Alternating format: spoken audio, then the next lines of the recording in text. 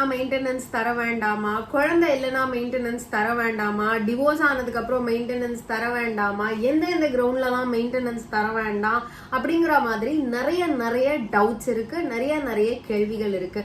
இந்த வீடியோ அந்த கேள்விகள் எல்லாத்துக்குமே ஒரே பதிலா இருக்கும் அப்படின்னு நான் நம்புறேன். வணக்கம், நான் சாயா தமிழச்சி. இந்த வீடியோல எந்தெந்த சந்தர்ப்பத்திலலாம் நீங்க மெயின்டெனன்ஸ் வேண்டான்னு தரலான்னு நினைக்கிறீங்களோ அதெல்லாம் உண்மையா இல்ல பொய்யா, ஆக்சுவலி ரீசன்ட் ஜட்மெண்ட் லாஸ்ட் ஒரு 1 இயர்ல ரீசெண்டா என்னென்ன ஜட்மெண்ட் வந்திருக்கு மெயின்டெனன்ஸை பத்தி அப்படிங்கிற வீடியோ தான் இது. டு பிகின் வித், வைஃப் வேலைக்கு போனா மெயின்டெனன்ஸ் தர வேண்டாம் அப்படிங்கிற பிரிசம்ஷன் ஐடியா உண்மையா பொய்யா அப்படின்னு கேட்டா போய் அப்படின்னு தான் சொல்லணும். ஏன்னா லேட்டஸ்டா சுப்ரீம் கோர்ட் கூட ஒரு ஆர்டர் கொடுத்திருக்காங்க. ஃபர்ஸ்ட் ஆஃப் ஆல், மெயின்டெனன்ஸ்னா என்ன அப்படின்னு பாத்தீங்கன்னா, ஒரு கல்யாணம் நடக்குது, அந்த கல்யாணத்துக்கு அப்புறம் அது ஒத்து வரல அப்படின்னு சொல்லி டைவர்ஸ்க்கு போறாங்க. டைவர்ஸ்க்கு போனதுக்கு அப்புறமா டைவர்ஸும் கொடுக்கப்படுது அப்படின்னு வச்சுக்கோங்களேன். டைவர்ஸ்க்கு முன்னாடி டைவர்ஸ் அப்ளை பண்ணதுல இருந்து அண்ட் டைவர்ஸ் ஆனதுக்கு அப்புறமும் இந்த மெயின்டெனன்ஸ் அப்படிங்கிற விஷயம் வரும்.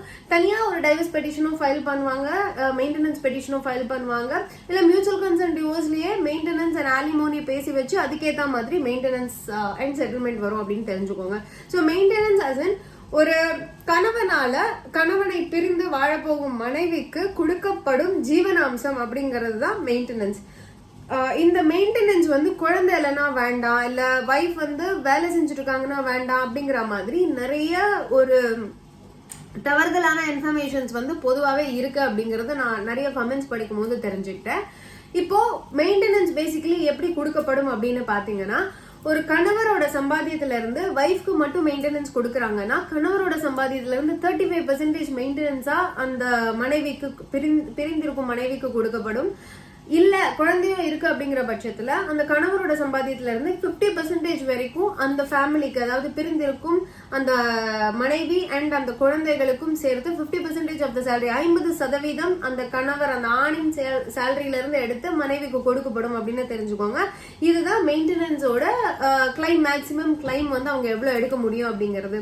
நவ் மனைவி வேலைக்கு போனா நான் சம்பளம் கொடுக்க வேண்டாமா, மெயின்டெனன்ஸ் கொடுக்க வேண்டாமா அப்படின்னு கேட்டீங்கன்னா, மெயின்டெனன்ஸ் அப்படிங்கறத எப்படி விவரிக்கப்படும் அப்படின்னு பாத்தீங்கன்னா, not able to maintain herself, cannot afford to maintain herself and her kids அப்படிங்கறத மெயின்டைன் பண்ண முடியாத அளவுக்கு தான் அவங்களோட சம்பளம் இருக்கு அப்படிங்கறத விவரிச்சுதான் மெயின்டெனன்ஸ் கேட்பாங்க அப்படின்னு தெரிஞ்சுக்கோங்க. சோ கோர்ட் பேசிக்கா ரொம்ப பயாஸ்டா இருக்கு அப்படிங்கிற ஒரு கண்ணோட்டமும் நம்மளோட நாட்டுல இருக்கு. அதுவுமே உண்மை கிடையாது அப்படிங்கறத தெரிஞ்சுக்கோங்க.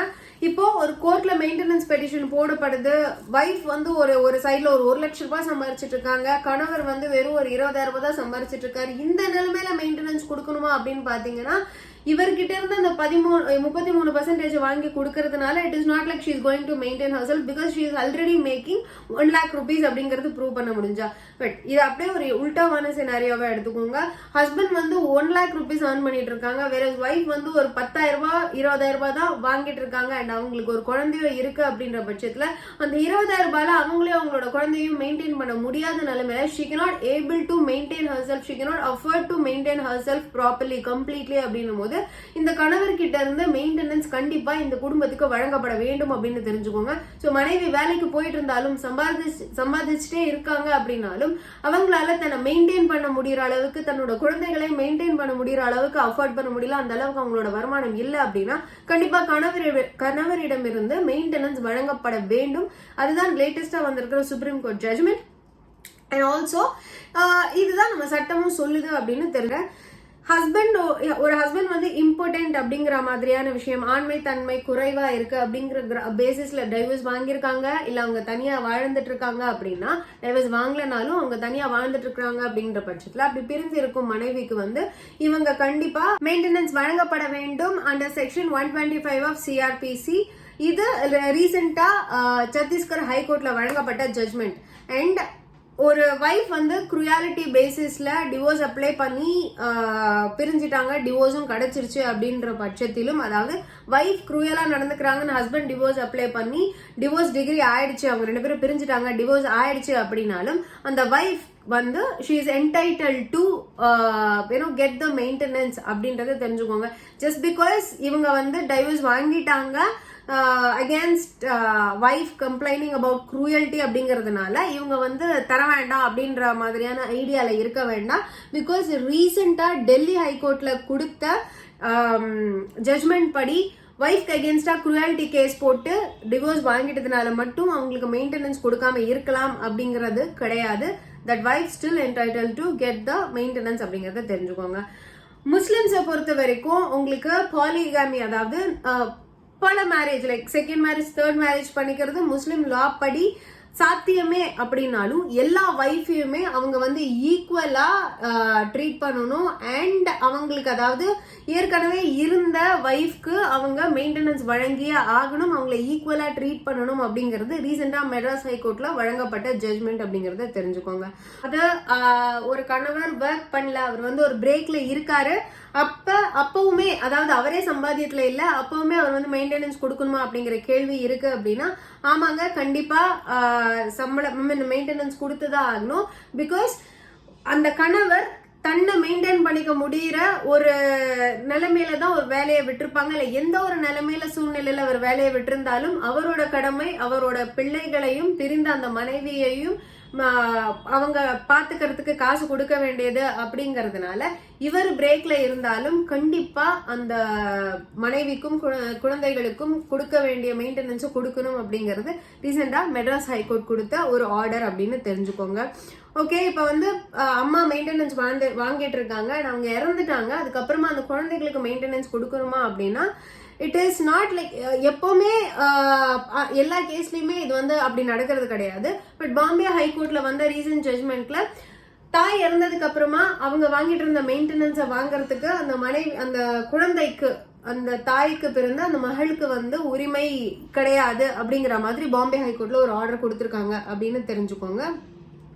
Police can file an FIR, ஒரு மெயின்டெனன்ஸ் வழங்கணும் அப்படின்னு கோர்ட் ஆர்டர் கொடுத்துருச்சு அண்ட் அந்த மெயின்டெனன்ஸ் வழங்கப்படல, அதுக்கான ஆக்ஷன் என்ன எடுக்கப்படலாம் அப்படின்னு கேட்டீங்கன்னா போலீஸ் கம்ப்ளைண்ட் வரைக்கும் போகலாம். அப்படி கொடுக்கப்படுற போலீஸ் கம்ப்ளைண்ட் மேல எஃப்ஐஆர் ரெஜிஸ்டர் பண்ணலாம் அப்படிங்கறத ரீசெண்டா மெட்ராஸ் ஹைகோர்ட் வந்து ஒரு ஜட்மெண்ட்ல சொல்லிருக்காங்க அப்படின்னு தெரிஞ்சுக்கோங்க. பிகாஸ் எப்பவுமே கோர்ட்ல வந்து ஆர்டர் கொடுக்குறாங்க, அந்த ஆர்டரை வந்து நம்ம ஹானர் பண்ணணும் அப்படிங்கிறது கிடையாது. ஹானர் பண்ணலன்னா அவங்க அடுத்து என்ன அப்பீல் தானே போவாங்க அப்படிங்கிற மனநிலைமையில தட்டி கழிச்சிட முடியாது. போலீஸ் ஸ்டேஷனுக்கு போறாங்கன்னா போலீஸ் எஃப்ஐஆர் ரெஜிஸ்டர் பண்ணி அவங்க மேல ஆக்ஷன் எடுக்கலாம் அப்படிங்கறதையுமே ரீசெண்டா மெட்ராஸ் ஹைகோர்ட்ல ஒரு ஜட்மெண்டா கொடுத்திருக்காங்க அப்படிங்கறத தெரிஞ்சுக்கோங்க. ஓகே, இப்ப வந்து லீகல் வைஃப் கிடையாது, அவங்க கூட வந்து ஒரு அஃபேர்ல இருந்திருக்காங்க, இல்ல ஒரு லிவ் இன் ரிலேஷன்ஷிப்ல இருந்திருக்காங்க அப்படிங்கிற பட்சத்துல லிவ் இன் ரிலேஷன்ஷிப்ல இருந்து பிரேக்கப் ஆகிருச்சு, அவங்க தனியா இருக்காங்க, இப்ப அந்த ஆணும் பெண்ணும் தனியா இருக்காங்க அப்படின்னா அவங்களுக்கு நம்ம வந்து மெயின்டெனன்ஸ் கொடுக்கணுமா அப்படின்னு கேட்டீங்கன்னா எஸ், மெட்ராஸ் ஹைகோர்ட்ல ஒரு ஜட்மெண்ட் கொடுத்திருக்காங்க. Wife entitled to maintenance under section 125 of CRPC even if marriage was not legal.